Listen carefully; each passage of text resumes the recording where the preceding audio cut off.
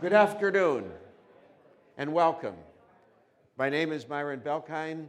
I'm an adjunct professor at the George Washington University School of Media and Public Affairs, a former international bureau chief with the Associated Press, and the 107th president of the National Press Club. The National Press Club is the world's leading professional organization for journalists committed to our profession's future through our programming with events such as this, while fostering a free press worldwide. For more information about the National Press Club, please visit our website at press.org. On behalf of our members worldwide, I'd like to welcome our speakers and those of you attending today's event. Our head table includes guests of our speakers, as well as working journalists who are club members. And so if you hear applause in our audience, I note that members of the general public are attending, so it is not necessarily evidence of a lack of journalistic objectivity if you hear that applause. I'd also like to welcome our C-SPAN and public radio audiences. You can follow the action on Twitter using the hashtag NPCLunch. After our guest speech concludes, we'll have a question and answer period. I will ask as many questions as time permits. Now it's time to introduce our head table guests. I'd like each of you to stand briefly as your name is introduced. From your right, John Doman, coach of the National Press Club's division champion softball team, who also happens to be a reporter for WNEW-FM. Jennifer Berlin, deputy political director for Every Voice. Jonathan Salant, Washington correspondent for the New Jersey Advanced Media reporter, a former National Press Club president, and a former coach of the championship-winning National Press Club softball team. Jason Anthony, strategic partner at Clear Channel and a member of the National Press Club's broadcast committee. Pat Host of Defense Daily and the Speaker Committee member who helped organize today's event. I will skip over our guest of honor while I introduce the rest of the head table. Jerry Zaremski, Washington Bureau Chief for the Buffalo News, chair of the Speakers Committee, and a former National Press Club president. Kevin Wensing, U.S. Navy retired, and the other Speaker Committee member who helped organize today's event. Frank Brown, the National Hockey League Vice President for Media Relations and a guest of Mr. Bettman. Bob Cardin, freelance writer and the head of Cardin Communications. Ann Ladwig, National Association of Home Builders Communication Manager, and Frank Massano of Bracewell and Giuliani, a member of the National Press Club's Newsmakers Committee and a ice hockey referee for the past 25 years. Ooh.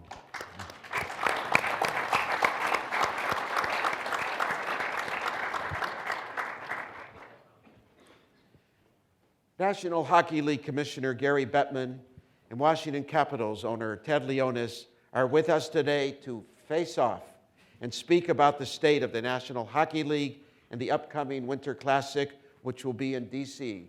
for the first time. Mr. Bettman has been the NHL commissioner for 2 decades. Under his leadership, NHL revenue has expanded from $400 million to more than $3 billion. He also led the expansion of the NHL's national and global reach with 6 teams added during his tenure, bringing the total in the NHL to 30. He has navigated the waters of 3 labor lockouts to include the cancellation of the 2004-05 season. Mr. Leonsis is CEO of Monumental Sports and Entertainment, which operates the Washington Capitals, the Washington Wizards in the NBA, and the Washington Mystics in the WNBA and the Verizon Center. He has several other business interests, and he's a leader in the DC philanthropic community, supporting charities with an emphasis on military families. We're interested to hear details from our guest that they can share about the Winter Classic on January 1, when the Chicago Blackhawks take on the Washington Capitals at the Washington National Stadium. Of course, we're also interested in hearing about other issues facing the NHL and professional sports in general. And we're very pleased that our guests have brought with them the Stanley Cup, which one day perhaps will reside in Washington for longer, which one day we hope will reside in Washington for longer than the length of this luncheon. Please join me in welcoming Gary Bettman and Ted Leonsis to the National Press Club, and they will have, instead of our traditional format of one speaker talking till 1:30, they will have a conversations between them, and then at 1:30 we will start the Q&A. Mr. Leonsis and Mr. Bettman, the podium, the chairs are yours. Thank you very much. I'm Gary, that's Ted. So there's no confusion. And actually, I want to give a shout out to the Canadian ambassador to the United States, Ambassador Dorr. It's great to have you here.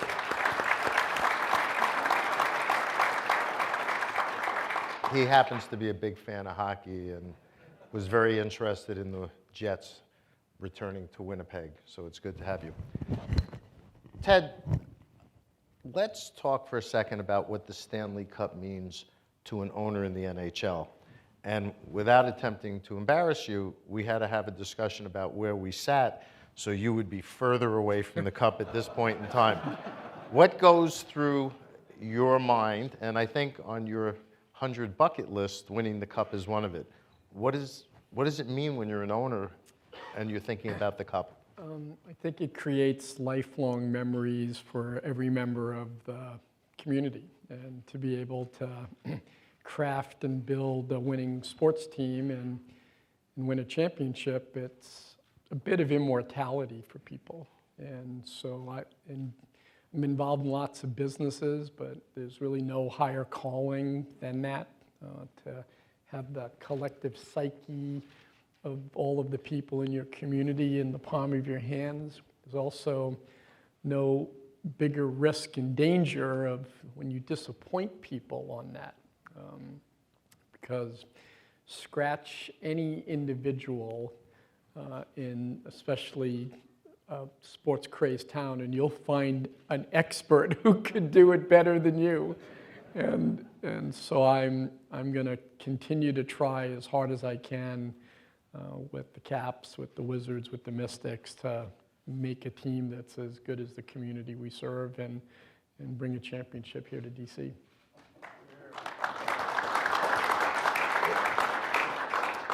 Let's take a step back. You bought the Capitals in 1999.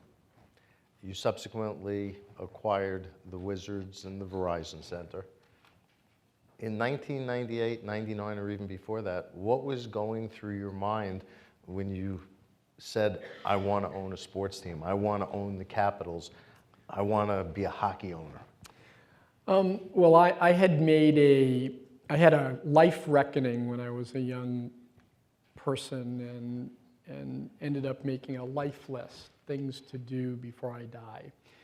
And it was amazing looking back at how many had to do with sports. I grew up playing sports, the commissioner in the NHL, and we just dedicated a rink in the southeast part of our community, Ward 6. And it just reminded me as a young man of leaving school at 3 o'clock and then going and playing roller hockey or basketball. And it became so central to the person I became, competitive, wanted to be a part of teams, trying to accomplish things collectively. And so sports played a big role in my life, and I wrote down, own a sports team, win a championship as a bucket list. And all of a sudden you have the opportunity to do that. And I initially passed when Dick Patrick approached me to buy the Caps. I was president of America Online, married, I have young children. I thought it was a lot of money. I thought it was a lot of work. I frankly didn't want the notoriety and the spotlight. I thought that would be a tough environment because I knew what I would get into in running a public trust. And I went home that night. My wife said, "What's new?" I said, "Oh, I met this guy trying to sell me the hockey team." And she said, "What'd you say?" And I said, I pass. I couldn't do it, and I gave her the reasons. And right before we went to bed, she said, "What if you get 99 of the 101 things done before you die? How will you feel?" That's why I love you. I got to buy the team. And so it's been a family endeavor, a family labor of love. Commissioner's been great in teaching us how to do it. And it's really funny, as an owner, we take stupid pills. No. Really? You think because you've been moderately successful in one field that you know what you're doing instantly in sports.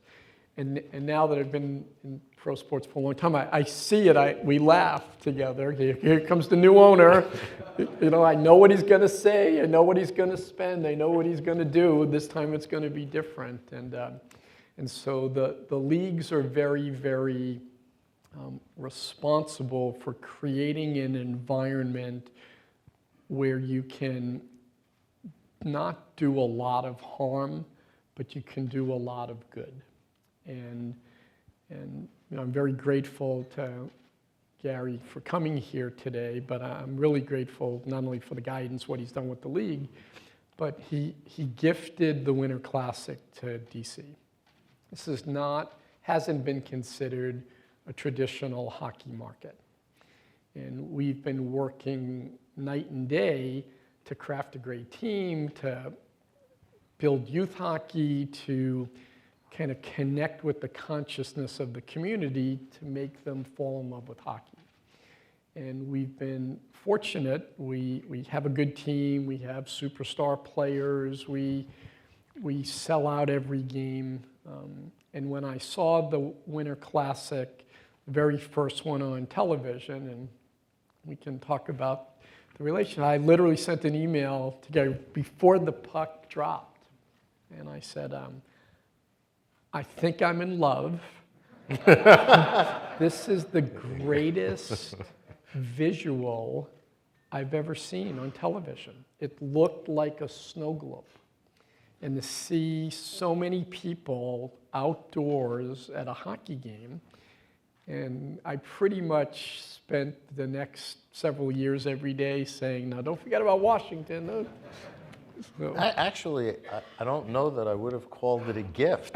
It's like the kid who for Christmas gives his parents his list every day for 4 years and is going to throw a temper tantrum if he doesn't get one. No, that's an overstatement. Ted is, as you know from following the Wizards and the Caps, is a passionate owner. And that's, he says it's stupid pills. I think your passion when you first come in to buy a team is something that drives you in ways that you wouldn't have any other business, because no matter what other business you buy, you're never as passionate as buying a sports team. So what's it like day to day being an owner? How high do you get on the wins? How low do you get on the lows? And does it affect you in ways you never imagined? It can be wearing. It can be joyful. The social responsibility of owning these teams, because they're small businesses. I've run really big businesses and employ hundreds of thousands of people and 25,000 people at AOL, and companies that go public and create a lot of value. And you own a sports team, and they're hundreds of millions of dollars, and we employ hundreds of people. Yet because of the media, I'm here for the press club. I could come to the press club like weekly, I think you would have me, because I own sports teams. I was president of AOL, wouldn't give me a sniff. I think that kind of, right? We'd launch a new piece of software that would do $4 billion in revenues in its first year. And you get like a write-up like this in the Washington Post. And we trade a third-line player, and there's a columnist writing about it, and there's news and AP, and so sports has become such a defining element in all businesses. And when you look critically at the demography of our country, 65% of our population is now coagulated around 32 big cities. And that phenomenon continues. It's one of the reasons that DC's become such a magnificent place to work. Great kids come to our universities. They're introduced to how great the city is. They want to stay here. They get jobs. The IP stays here. The innovation stays here, and it starts to feed upon itself. And there's very few iconic institutions that define a major metro area. It's universities. We've got Georgetown, George Washington, American, Catholic, Maryland. I mean, on and on. We have unbelievable universities. It's iconic real estate. No one has iconic real estate like Washington, D.C., Lincoln Monument. I mean, just go down the mall. It's breathtaking. It's public space. Manhattan was unlivable. Watch Gangs of New York if you want a reintroduction of what Manhattan was like until they built Central Park. We've got the most iconic gathering space. I Have a Dream speech was delivered here. For my kids, it was walking from Virginia because they closed the bridge to go to the first inauguration of President Obama. 5 million people on the mall. Public space. Fourth is a defining business community. Silicon Valley, Hollywood, Wall Street. This is the federal city where we were created to be the people's city. And then last is sports teams. You close your eyes and think Chicago, you'll think of the Blackhawks or the Cubs. You think Boston, you think Montreal, you think of the Canadiens. And so here we have the most important economic and social centers, and sports teams play this pivotal defining role, and that responsibility can be daunting because there can only be one team that wins, right? And that means there's 29 losers every year. I mean, it's true. And business isn't like that. Right? I mean, you can take a company public and create billions of dollars of value and wealth and have the number 2 or number 3 market share, and you're a success, right? You can launch a product that's as good, has some features that are better, and you're a success. In sports, you lose the 7th game of the Stanley Cup in overtime, and you're the loser, right? Talking about cities and economics, one of my pet peeves is you get these academic economists who will tell you that sports teams don't have an economic impact, and arenas that publicly financed have no economic impact. I happen to think that's absurd. Talk about the Verizon Center, formerly the MCI Center, and whether or not it had an impact on Washington, D.C. Well, it's had a defining impact on Washington, D.C., and Mr. Poland was a visionary and very brave.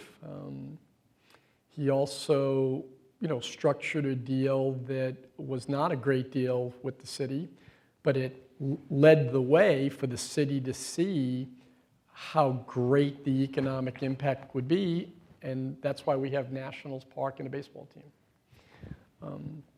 But basically, when I went to Georgetown University as a student, I was told, enjoy the campus, enjoy Georgetown, go to the mall, but whatever you do not go anywhere near 10th Street.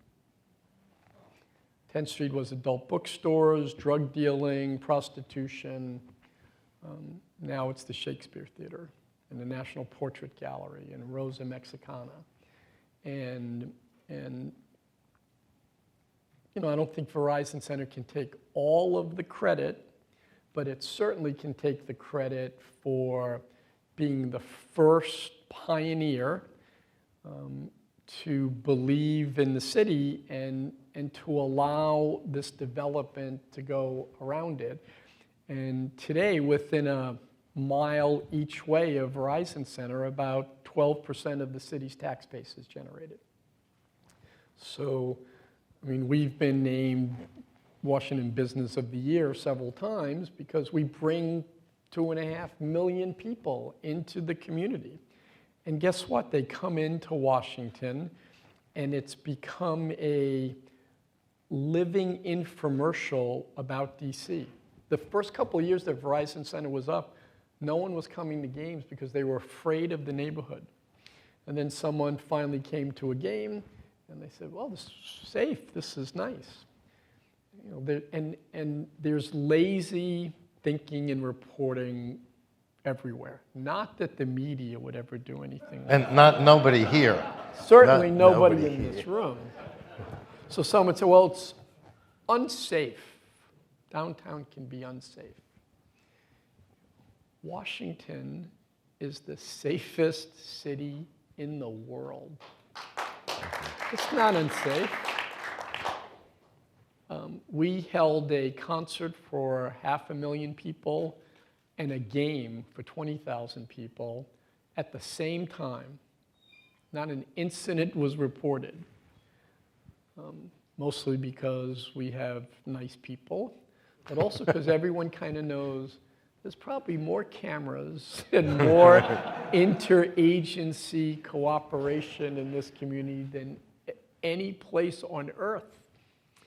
And so the economic benefits are important, and they show up in stats, right?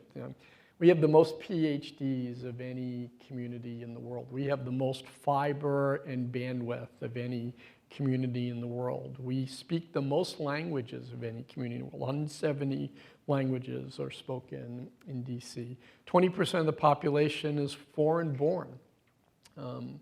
And this dynamic, almost 80,000 people have moved back into the city. There was this trend of people moving out of cities to edge cities. Baby boomers, they're all moving back. And so just go around now Nationals Park. I just drove by there today as we were going to dedicate the playground, and there are more cranes up here than any city on earth. It is like, people used to brag about Beijing and Shanghai.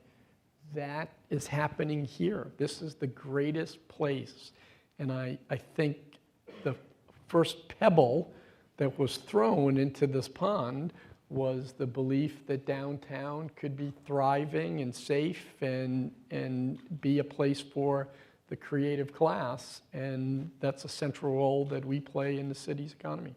You touched on technology, your background from where you really made your money is in technology. Talk about the intersection at this point in time of technology, sports, what this over-the-top stuff means that people are hearing about, and why you started the Monumental Network. Well, technology is like oxygen, and so we all better get used to it. We're living in this world where these phenomenons of Moore's Law, faster, better, cheaper till it's free, and the network effect, where the more people that I communicate with and that they communicate with, and we create these networks, the more productive we become. And those are two self-evident theorems that our generation and the next generation are privy to. So because of that, there's just more technology being introduced on an annual basis than in the 50 years previous. I worked on my first computer at Georgetown University. In 1976, there was one computer on campus, an IBM 360 mainframe computer in the registrar's office. My iPhone 6 has more computing power than the whole campus had when I was a junior. I mean, that's unbelievable progress, right? And what's it cost? $500 now to do that. And we have 6 million mobile subscribers around the world and 3 million people connected to the web. Oh, by the way, we in the United States have less than 300 million. We're now less than 10% of the world's internet traffic. So we can't claim that anymore as our resource. And because the internet is so ubiquitous and available, it will activate creative classes all around the world. Young people, and it's fantastic, right? Thousands of flowers blooming. That's what we imagined. It also is a huge threat to us in our competitiveness. So there's no field that isn't being transformed quickly by technology, and sports is going to be no different. And obviously we have a lot of work that's going on in being able to algorithmically study performance of players, how we market our teams, how we deliver information. Algorithms rule. We teach our children math and Mandarin is probably the two most important subjects. But I see right now that everything is an internet device. And you've got your Fitbit on. I left my little Fitbit there. I've already done, by the way, for those counting, almost 10,500 steps today. And I ate that many calories. and so I really do see that we will be big data generating machines. Our physiognomy, our vision, what we see. Someone interviewed me outside in the hallway wearing Google Glass. Is that? And your glasses, your watch, your wallet, your belt buckle, it's all going to be connected and wired. You'll have cameras on you, and that'll be tremendous for sports and athletes and the data that it generates. The way we deliver information is changing dramatically. Right now there's a couple of million homes that pay for cable, and there's 6 billion homes that pay for some kind of mobile subscription. And it's a huge business to be connected to television.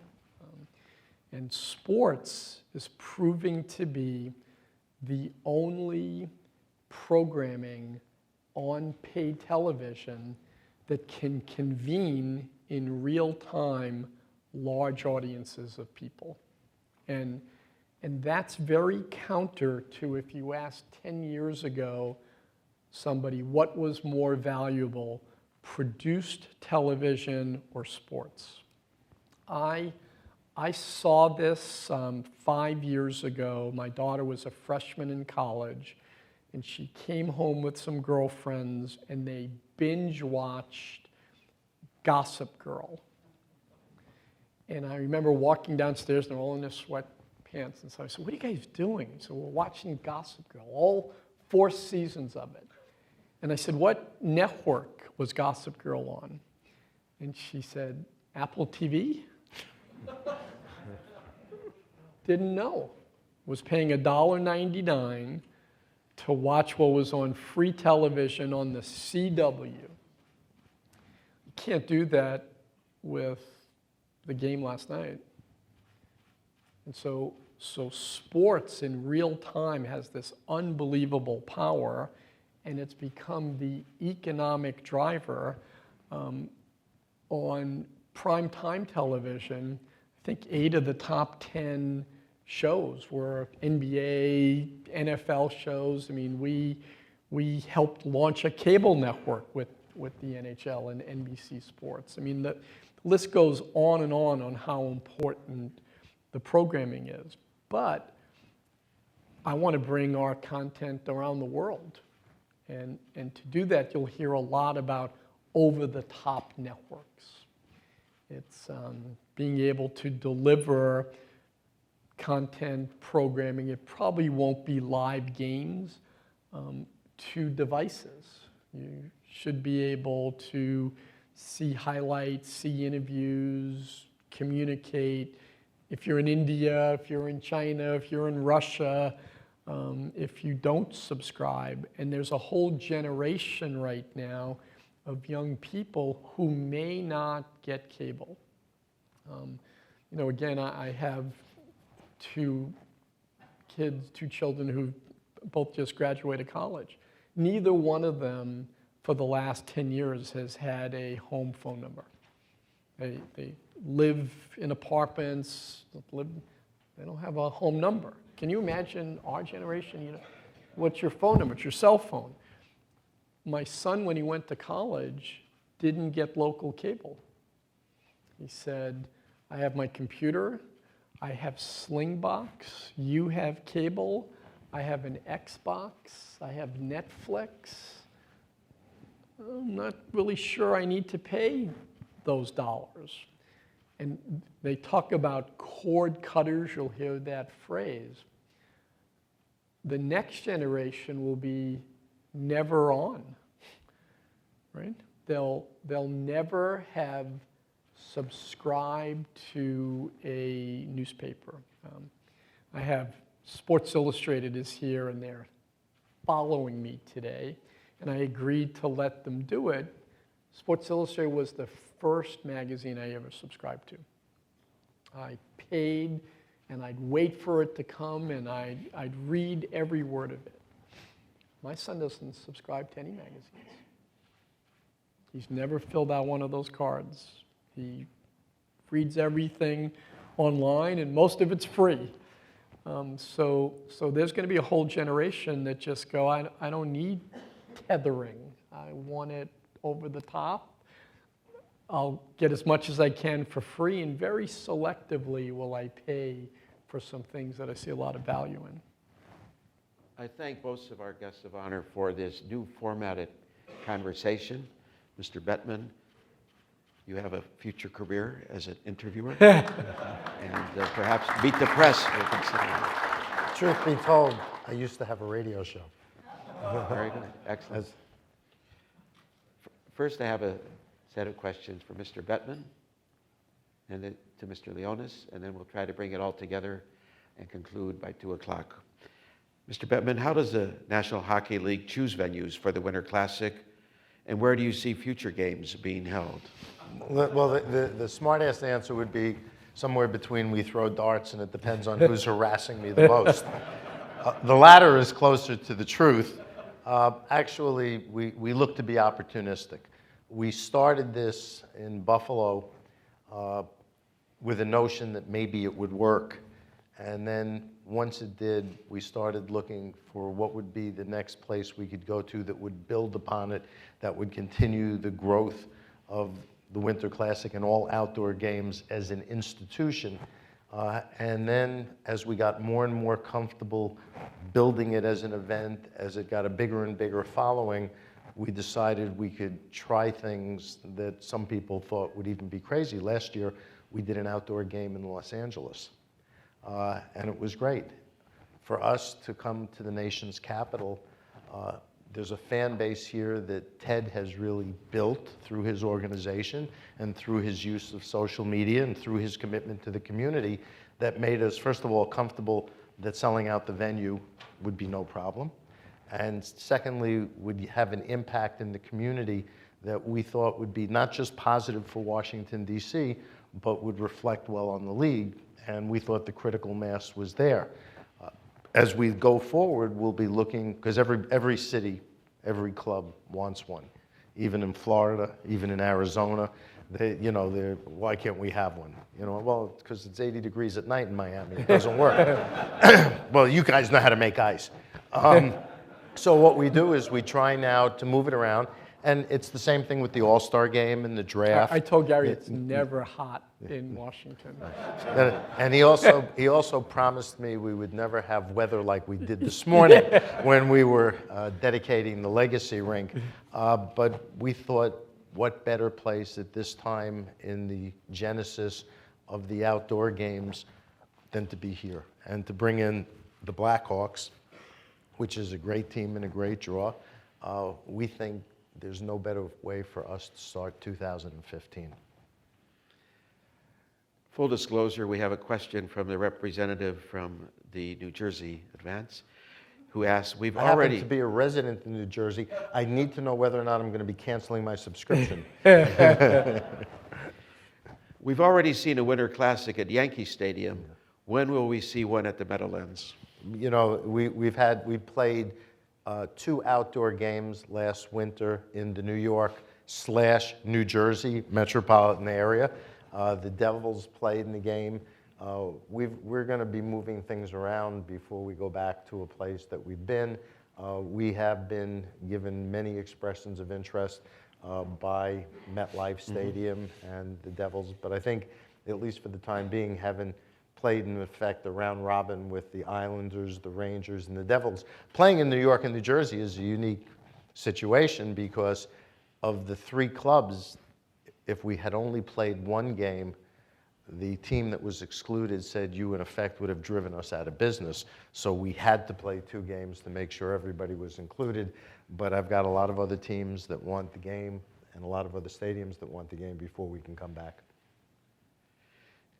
Clearly, your success as commissioner is indicated in the fact that there seems to be a lot of interest in other cities that want an NHL team. And so I have a general question and then a few specific questions I've been given about specific cities that would, obviously like a franchise. Yes.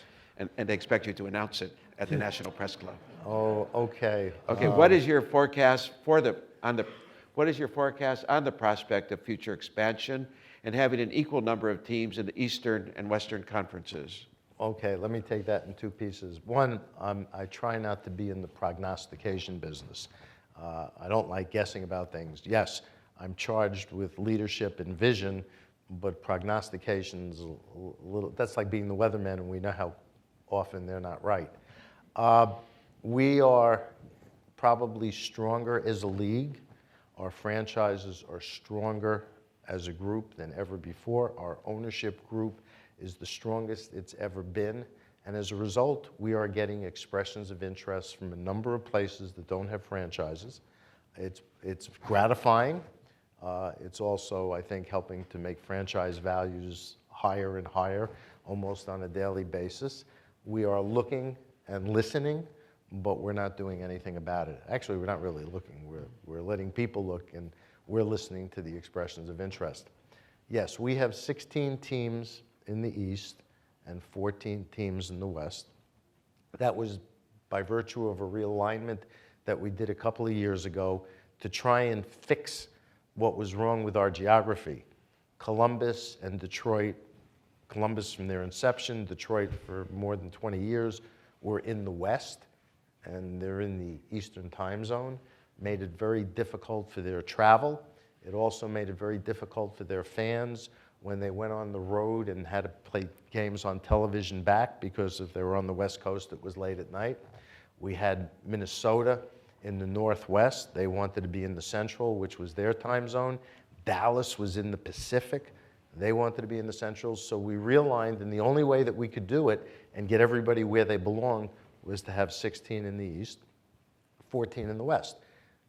We're scheduling around that. We don't think it's a problem.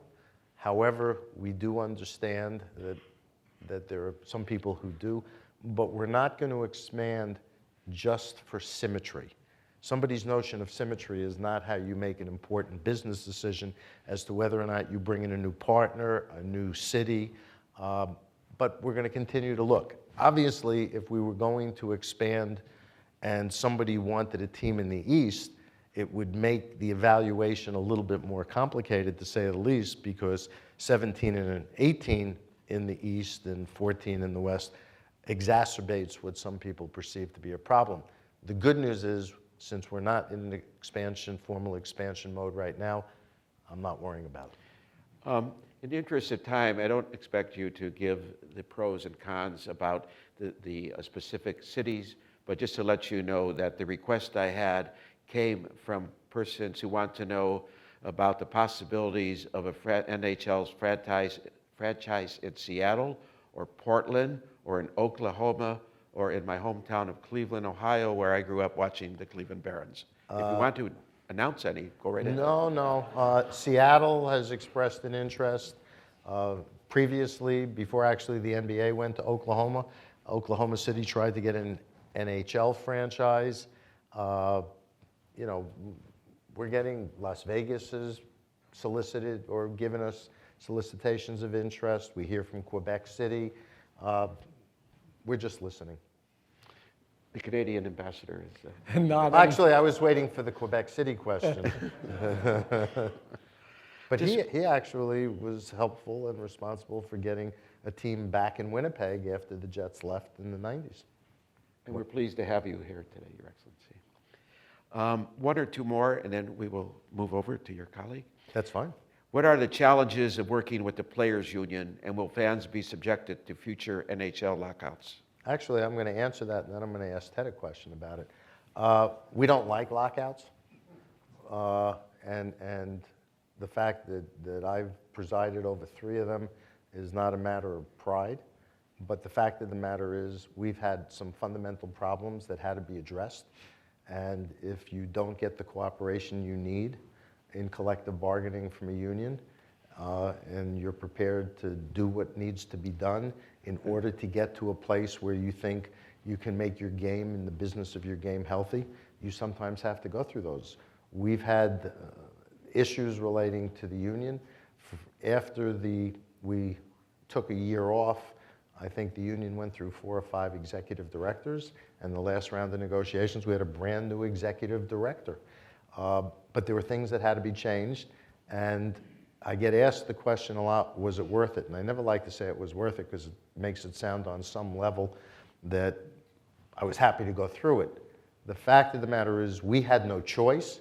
We did what we had to do, and the game for the last 10 years, every successive year, has never been healthier, never been bigger, never been more popular, and the game on the ice has never been better. From an owner's standpoint, how do you view work stoppages? And by the way, if I didn't have the support of ownership, we couldn't have gotten through it and achieved the objectives we set it out to achieve. You know, I think I've been an owner too long because while the commissioner was speaking, I noticed that there's a light out up there. And if you owned a team, you probably get about 30 emails from people saying, you got a light out.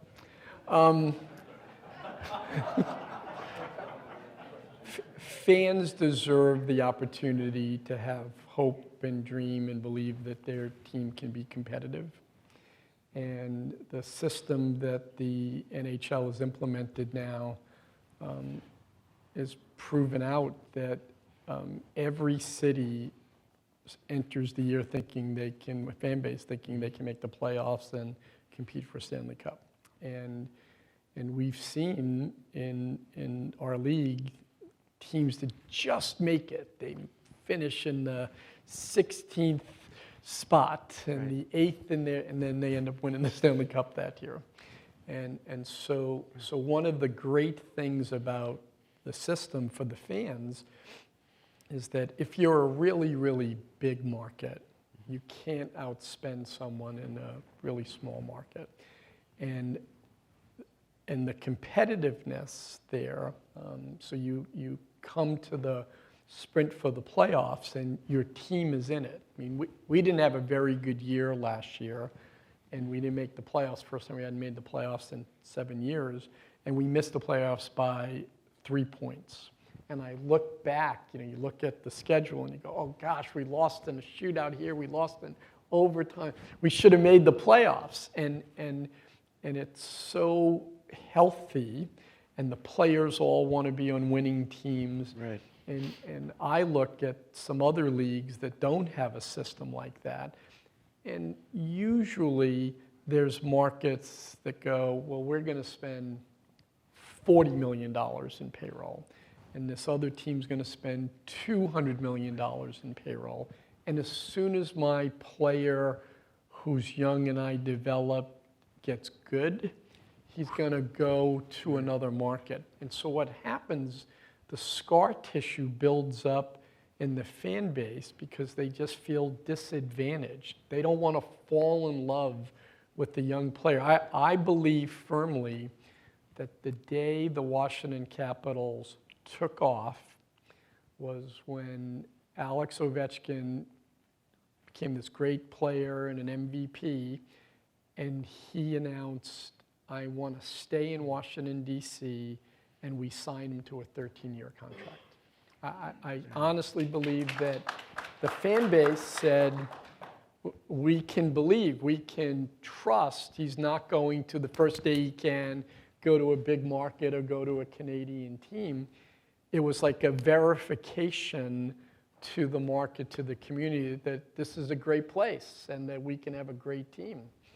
And so I like the system for the benefit of the fans, and it starts to put an emphasis on how good are you as a leader and a manager and an owner, because you just can't outspend everybody. You got to have good AHL system, you got to draft and develop well, you have to make astute trades, you have to manage the cap. A lot goes into it. It's frankly even makes it more fun to manage. How painful are work stoppages from an ownership standpoint? Like you can't believe. I didn't lay off a person, right? I mean, I paid everybody during all the work stoppages. And so financially, it's really painful. The bank didn't say, oh, you don't have to pay the mortgage on the building now, it's okay.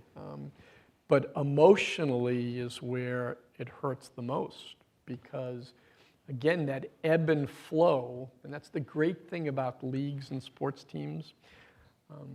The other day, I was coming to a game with a very important person, and we were a little late, and he said, what time's the game start? And I said, the game starts the same time every game. It's not like I'm going to call over and say, we're running late. Can you wait to drop the puck? But there's a trust embedded in that you play this many home games, and the season starts this week, and it ends that week, and the playoffs begin this week. And when that gets taken away, it feels like death.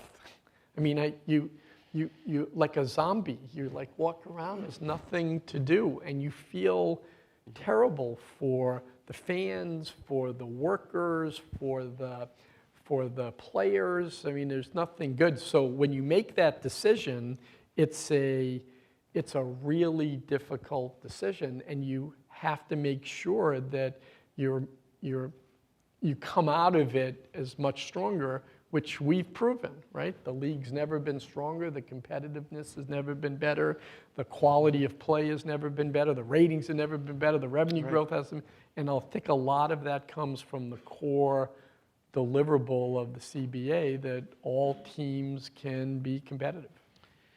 Sir, Mr. Bettman, I'll ask a few questions now. Is that Fix okay? the light too. Yeah. Okay? Thank you. Okay.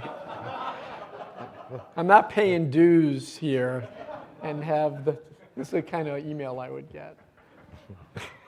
Sir, we're going to switch the topic, not from lights, but to you're involved in the effort to bring the Olympics to Washington, D.C. in 2024. What do you think the prospects are, and how would the Olympics change our region? You know, our country and our community is so in need of big mission-based projects that we can rally around. I mean, I just came back from a week overseas, and many organizations that people here represent are partially responsible for how the world sees us. You watched Sky TV or BBC last week, and the TV shows that get shown there, you would think everyone has Ebola, that every city is closed down because of riots, and that there's a race war going on in America. I mean, that is the imagery that is basically being delivered to the world. And every media outlet has headlines that talks about the dysfunction of Washington, D.C., how broken America is and how dysfunctional D.C. is. And we live here in Washington. This is the greatest city in the world. And doing something like the Olympics, our theme is unity. Russ Ramsey is our chairman, is here. I'm partnering with Russ and in service to Russ. And we have an opportunity, I think, a once-in-a-generation opportunity to accomplish a lot around this big mission. On the small level, we can reimagine the city. When I was in London last week, I got goosebumps in seeing how the East End, which looked like the area around Verizon Center and now looks like Ward 7 and Ward 8, were totally transformed by the Olympic Games. And some media write things, and I go, well, have you been to London? Have you walked around and seen? Have you talked to anyone? They made a profit on the games. They created a community where public transportation united a disconnected part of the city. They cleaned the river. They turned the Olympic Village into low-income housing. The data centers and the fiber that was laid created Silicon Roundabout, which is now their thriving #1 job creator for their venture capital community and tech center. We're going to do that here. We can deal with the scar tissue and the birth defect that we have in Washington, D.C., that we haven't been able to embrace and go across the Anacostia and make that community a part of us. For the world, we are in desperate need to show a united front that we stand for something good. And nothing, honestly, nothing is more transformative and healing than the power of sport. I mean, do you believe in miracles? Yes. Right? That is representative. Let me ask a follow-up question. So yes, I'm passionate about leading on from your comments just now, hockey is a rather expensive sport, and the cost of gear and ice time, with the cost of gear and ice time, how can the NHL and the Washington Capitals and other teams help kids get involved and afford hockey and further diversify the makeup of players in the NHL? Either or both? Well, the commissioner should talk because the league's done an unbelievably good job, and a lot of times, and this goes to my, the media reporting. It's not front page news to talk about the commissioner's work with black colleges and scholarship funds. I mean, why would you want to write about that? It's not. We just went to Ward 6 in the rain and the cold. And I'll be honest with you, I'm disappointed. Not a senior city official was there because it doesn't make big news, right? But we built the playground and gave equipment and built the rink for kids that'll have that for decades. And we trained kids, and a Hall of Fame player was there. And sports teams, we really are in pursuit of a double bottom line. We have Kepler Capital's Iceplex, and we give 1,200 hours a year or something away to, sled hockey and youth hockey and the like. I won't be disingenuous. It's the right thing to do, but it's also good business. Introducing young people across all economic strata, making the tent as big as possible, is smart business. They're the fans of tomorrow, right? They're the next great defenseman.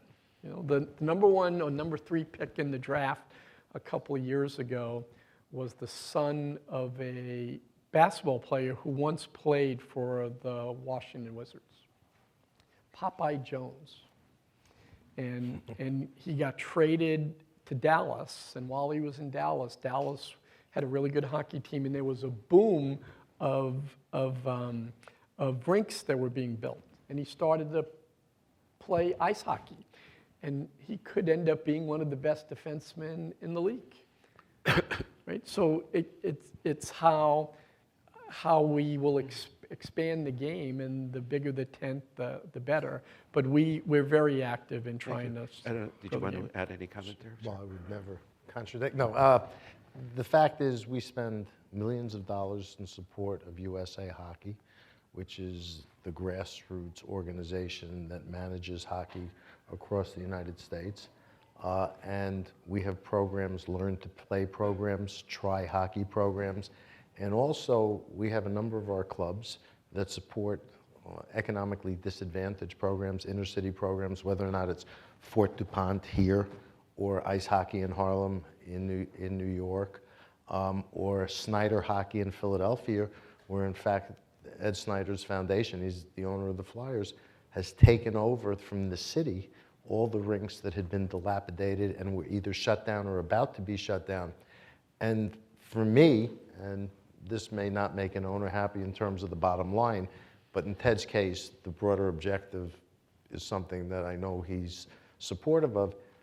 Hockey as a vehicle for disadvantaged children to learn life lessons, be a good student, hard work, teamwork, diligence, physical fitness, getting the education you need so you can do anything else. If we can get young people involved in life by using hockey, it'll be great if they can become fans, and it'll be amazing if they can become NHL players, but the latter two objectives are not as important as giving back to the community by making kids to be in a position to go to college and do things with their lives they never would have had an opportunity to do. What's the last board of directors you joined? The last, Thurgood Marshall.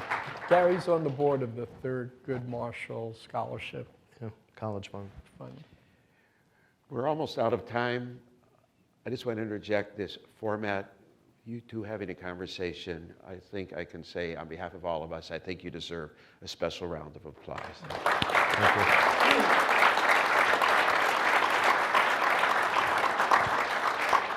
Before asking the last question, and since you elected to receive during the first half, or I elected that for you, you'll receive the last question, which is a two-parter. But first, I'd like to present you each with the traditional National Press Club mug, which we give to our distinguished guest of honor, and you both deserve it. Thank you so much. Thank you.